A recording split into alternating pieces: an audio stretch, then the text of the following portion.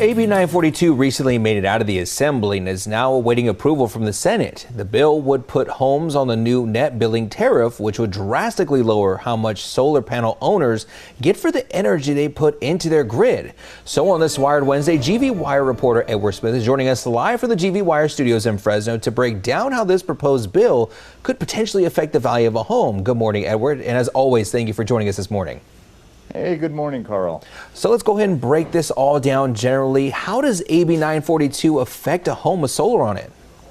Yeah, so AB 942, when a home sells, it automatically puts the buyer into the new NEM 3 or NBT, the pricing structure, which is a lot lower than NEM 2 or NEM 1, which paid people for how much energy they put back in the system. So this drastically lowers how much money they're getting, and so therefore it really extends out the time of how long it takes to pay that system back, which can be a long time. And so when you're talking about, a $30,000 system, that could really decrease from a home's value.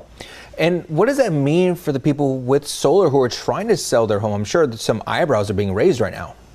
Yeah, a lot. This bill's gotten a lot of pushback from solar advocacy groups, environmental groups. A wide swath of people are opposed to it because, from the homeowner's perspective, solar can add about 4% to the value of a home, said one realtor I spoke to. And so when you take that, and most of those systems aren't yet paid off, a lot of those, those are 20-year contracts that those solar homeowners signed on to, and a lot of them started picking up in 2013, 2014, and all the way going up to 2020. So they have a long time left on their contract that they still owe on those panels. And so that's going to have to come from somewhere, either the home buyer or it's going to have to come out of the value of the home. Sounds like it's going to be a little tricky, especially with the home market being where it is right now. And one thing I'm curious about also is, what is the relationship between the bill's author and the utility companies for this bill? Yeah, so the bill's author, Lisa Calderon, a Democrat from Whittier, has a long time relationship with utility companies.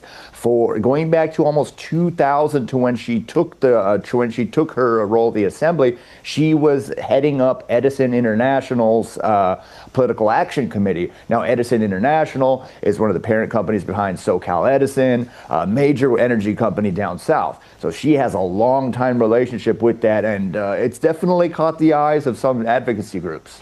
It's a name we've heard before with other things that we've heard as far as solar and energy. And one thing that I also want to point out that could be a possible impact on this is the Big Beautiful Bill that we've been talking about all morning. How can the Big Beautiful Bill further affect solar? We've heard solar being enacted or read in that Big Beautiful Bill.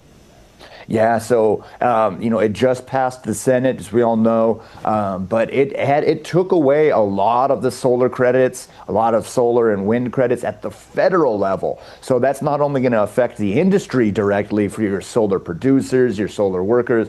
The solar advocacy groups say it could cost tens of thousands of jobs, especially here in California, where solar is so prevalent. It also affects here at the home level to where, we're going to lose out on a lot of those credits. So we're waiting to see what's going to come out of that at the end of the day. Homeowners also with solar, I'm sure, going to be waiting and seeing what's going to happen with this. Edward Smith of GV Wire. Again, as always, thank you so much for joining us on this Wired Wednesday. Great day. We'll be right back.